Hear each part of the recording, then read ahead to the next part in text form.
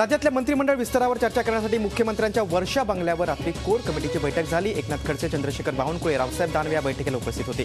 मंत्रिमंडळ विस्ताराची तारीख या बैठकीत निश्चित होणं अपेक्षित होतं, मात्र बैठकीत प्रत्यक्ष काय चर्चा झाली आणि काय निर्णय झाला याबाबत माहिती देणं नेत्यांनी टाळलंय। यापूर्वी झालेल्या सत्ताधारी घटक पक्षांच्या बैठकीतही तोडगा निघू शकला नव्हता।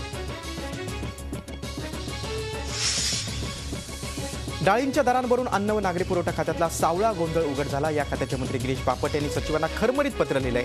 डाळीच्या भाववाढीबाबत केंद्रानं राज्यांना जून महिन्यातच निर्देश दिले होते, मात्र या संदर्भात ऑक्टोबरपर्यंत कोणतीही पावलं का उचलली नाहीत असा सवाल बापट यांनी सचिवांना लिहिलेल्या पत्रात केला। हे पत्र सचिव दीपक कपूर यांच्यासह मुख्यमंत्री आणि मुख्य सचिव स्वाधीन क्षत्रिय यांनाही पाठवण्यात आलंय। दरम्यान विरोधी पक्षनेते राधाकृष्ण विखे पाटील यांनी सरकारवर ताशेरे ओढताना मुख्यमंत्र्यांनी गिरीश बापट यांचा राजीनामा घेण्याची मागणी केली।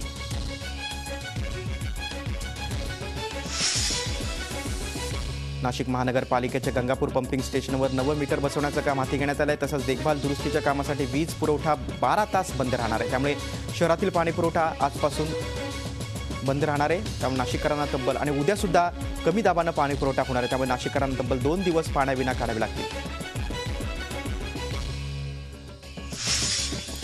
कोल्हापूरमध्ये टोलबंदीला पुन्हा मुदतवाढ देण्यात आली। 31 डिसेंबरपर्यंत टोलबंदी सुरूच ठेवण्याचा निर्णय घेण्यात आलाय। राज्य सरकार आणि चंद्रकांत पाटील यांनी दिलं होतं, मात्र तोडगा काढण्यात अडचणी येत असल्यामुळे टोलबंदीला पुन्हा मुदतवाढ मिळाली।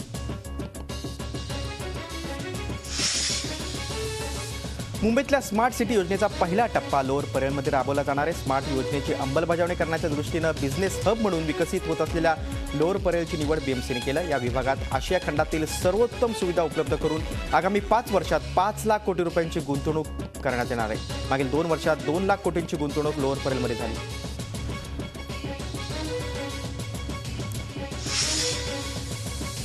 वरळीतील बीडीडी चाळ्यातील पोलिसांच्या मालकी घरांबाबत शिवसेना पुढाकार घेत असतानाच राज्य सरकारनं सुप्रीम कोर्टात मालकी हक्काबाबत प्रतिज्ञापत्र सादर केलंय।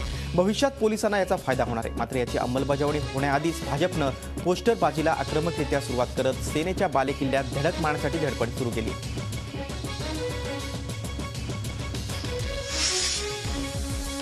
ठाण्यातील माजीवाडा भागातील नागरी वस्ती झपाट्याने वाढते। इथल्या इमारतींमध्ये राहणाऱ्या वाहनांच्या वर्दळीचा त्रास अनेकदा सहन करावा लागतो। त्यामुळे इथल्या हिलक्रेस्ट इमारतीतील 180 कुटुंबांनी इथं एका स्कायवॉकची मागणी केली होती, पण आधी या स्कायवॉकला होकार दर्शवणाऱ्या महानगरपालिकेनं घुमजाव करत ब्रह्मांड परिसरात स्कायवॉक बांधण्याचा घाट घातल्यानं माजीवाड्यातील नागरिक संतप्त झाले। मुंबईकरांना आता अनधिकृत बांधकाम तसंच अतिक्रमणाविरोधात मुंबई महापालिकेकडे ऑनलाईन तक्रार नोंदवता येईल। बीएमसीनं 66 लाख रुपये खर्चून त्यासाठी सॉफ्टवेअर तयार केलं आहे। यावर तक्रारीबरोबरच अनधिकृत बांधकामाचे फोटो आणि व्हिडिओ सुद्धा अपलोड करणं शक्य होईल। या सॉफ्टवेअरमुळे फुटपाथवरील अतिक्रमणं, मोकळ्या जागेवरील अनधिकृत बांधकामं, एफएसआयचे उल्लंघन अशा प्रकारच्या तक्रारी ऑनलाईन केल्यानं त्याचं निराकरण करणं पालिकेला सोपं जाईल। पुण्यातील अनधिकृत बांधकामांना चाप लावण्यासाठी आता स्मार्ट पाऊल उचलण्यात आलंय। अनधिकृत बांधकामांना रोखण्यासाठी पीएमआरडीएनं खास ॲप तयार केलंय। तुमच्या निदर्शनाला येणाऱ्या अनधिकृत बांधकामांचा फोटो पीएमआरडी ॲपवर पाठवावा लागणार आहे। अनधिकृत बांधकामांवर तातडीनं कारवाई केली जाईल असं पीएमआरडीनं स्पष्ट केलं।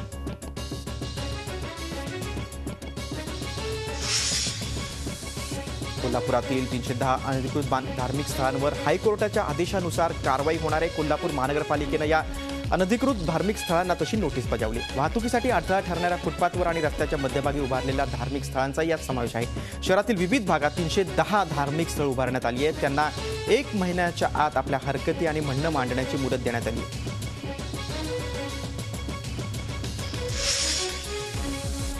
आशिया खंडातील सर्वात मोठी बाजारपेठ असलेल्या लासलगाव कृषी उत्पन्न बाजार समितीत मोठ्या प्रमाणात कांद्याची आवक होऊ लागली आहे। त्यामुळे कांद्याच्या दरात घसरण होणार या विचारानं उत्पादक धास्तावलाय। आठवड्याच्या पहिल्याच दिवशी लासलगाव बाजारात लाल कांद्याची 800 वाहनातून 18,500 क्विंटल इतकी आवक झाली आहे। त्यातच पुढच्या महिन्यात आणखी नवीन कांद्याची आवक मोठ्या प्रमाणात होणार असल्यानं कांद्याचे दर कोसळण्याची भीती शेतकऱ्यांना सतावते।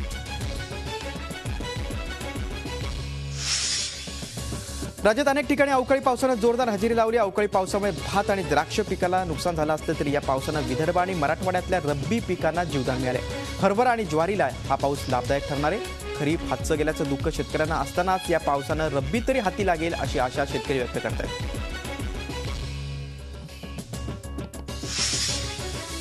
पुणे शहरात अवकाळी पावसानं जोरदार हजेरी लावली। या पावसाने पुणेकरांची चांगलीच पंचायत झाली। जनजीवन पूर्णतः विस्कळीत झाल्याचं अनेक ठिकाणी पाहायला मिळालं। शहराच्या सखल भागात पाणी साठल्यानं वाहतूक कोंडी झाली होती, तसंच अनेक घरात पाणी शिरल्यानं नागरिक हैराण झाले होते। पुढचे 2 दिवस असाच पाऊस पडत राहण्याची शक्यता पुणे वेधशाळेनं व्यक्त केली आहे।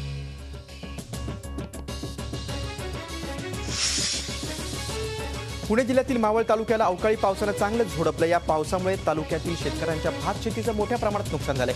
पावसामुळे 11,600 हेक्टरपैकी 128 हेक्टर शेतीचं नुकसान झालंय। 30,000 शेतकऱ्यांपैकी 564 शेतकऱ्यांना या पावसाचा फटका बसलाय। तर दुसरीकडे हा पाऊस रब्बी पिकांसाठी अनुकूल ठरल्याचं बोललं जातंय। थंड हवेचं ठिकाण असलेल्या महाबळेश्वरमध्ये ही पावसानं हजेरी लावली। राज्यात गेल्या 2 दिवसांपासून हवामानात बदल होऊन ढगाळ वातावरण निर्माण झालेलं असतानाच महाबळेश्वरमध्ये अवकाळी पाऊस झाला। या पावसामुळे पर्यटनासाठी आणि गुलाबी थंडीचा आनंद लुटण्यासाठी आलेल्या पर्यटकांमध्ये नाराजी पाहायला मिळाली। पीटर मुखर्जी तपासात सहकार्य करत नसल्याचं सीबीआयनं कोर्टात सांगितलंय। पीटरला शीनाची हत्या आणि पैशांचे गैरव्यवहार याबाबत बरीच माहिती असून त्याबाबत चौकशी करण्यासाठी त्याला 10 दिवसांची पोलीस कोठडी द्यावी अशी मागणी सीबीआयनं न्यायालयात केली। त्यानंतर न्यायालयानं पीटरला 26 नोव्हेंबरपर्यंत सीबीआय कोठडी सुनावली।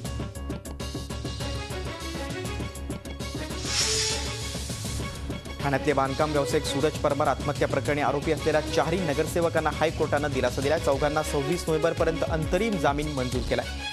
ठाणे कोर्टानं जामीन नाकारल्यानंतर चौघांनी हायकोर्टाचे दार ठोठावले होते। या चौघांना अंतरिम जामीन मंजूर झालाय। परमार यांच्या सुसाईड नोटमध्ये या चौघांची नावं नमूद होती।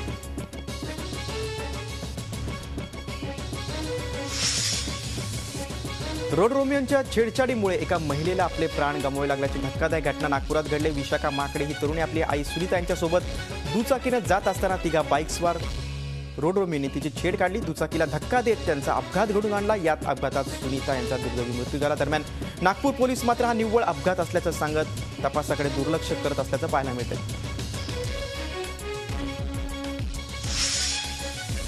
नागपूर शासकीय वैद्यकीय महाविद्यालय आणि रुग्णालयाचे वादग्रस्त प्राध्यापक डॉक्टर मकरंद व्यवहारे यांच्या विरोधात निवासी डॉक्टरांनी आघाडी उघडली आहे। व्यवहारे यांच्या विरोधात महाविद्यालयाचे निवासी आणि प्रशिक्षक डॉक्टरांनी संपाचा हत्यार उपसले। डॉक्टर व्यवहारे यांच्या जाचाला कंटाळून एका विद्यार्थ्यानं आत्महत्येचा प्रयत्न केला होता, तर एका विद्यार्थिनीनं त्यांच्या विरोधात लैंगिक शोषणाची तक्रार दिली होती। इतर विद्यार्थ्यांनी देखील त्यांच्या विरोधात तक्रार दिली आहे।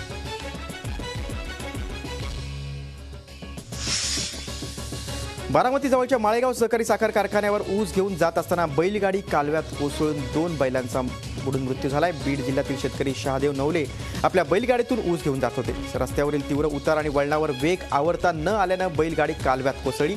बैलांची वेळीच सुटका न करता आल्यानं दोन्ही बैलांचा दुर्दैवी मृत्यू झाला।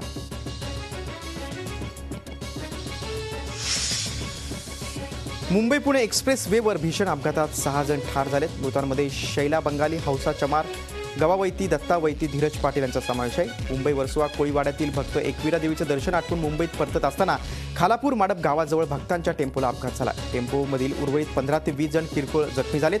त्यांच्यावर पनवेलमधील एमजीएम रुग्णालयात उपचार सुरू आहेत।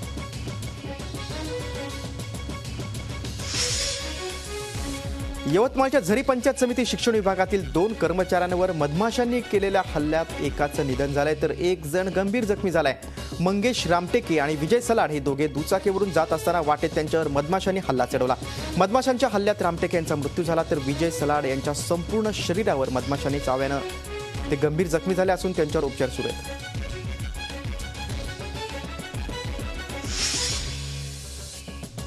सोलापूरच्या चावडी पोलीस ठाण्याच्या हद्दीत हलक्या प्रतीचा गहू पकडण्यात आला आहे। हजारो क्विंटल गव्हाची अवैध वाहतूक होत असल्याची खबर पोलिसांना मिळाली होती। त्या आधारे पोलिसांनी ट्रक थांबवले। या सर्व ट्रक्समध्ये सापडलेला गहू हा हलक्या प्रतीचा आणि निकृष्ट प्रतीचा आहे। गव्हाचे नमुने तपासणीसाठी पाठवले असून मालकांना नोटिसा पाठवण्यात आल्या।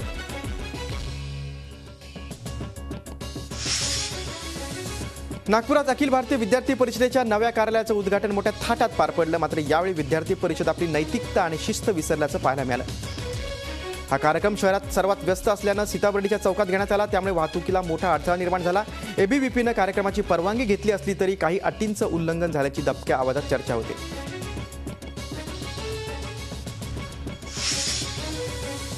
शेतकरी आणि दलितांच्या प्रगतीसाठी जीवन खर्ची घालणारे महात्मा फुले आणि सावित्रीबाई फुले यांना भारतरत्न मिळावं यासाठी प्रयत्नशील असल्याची माहिती मुख्यमंत्री देवेंद्र फडणवीस यांनी ट्विटरवरून दिली।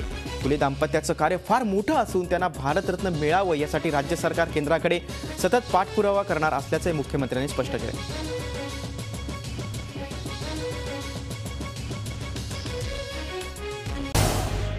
झी 24 तास रहा एक पाऊल पुढे.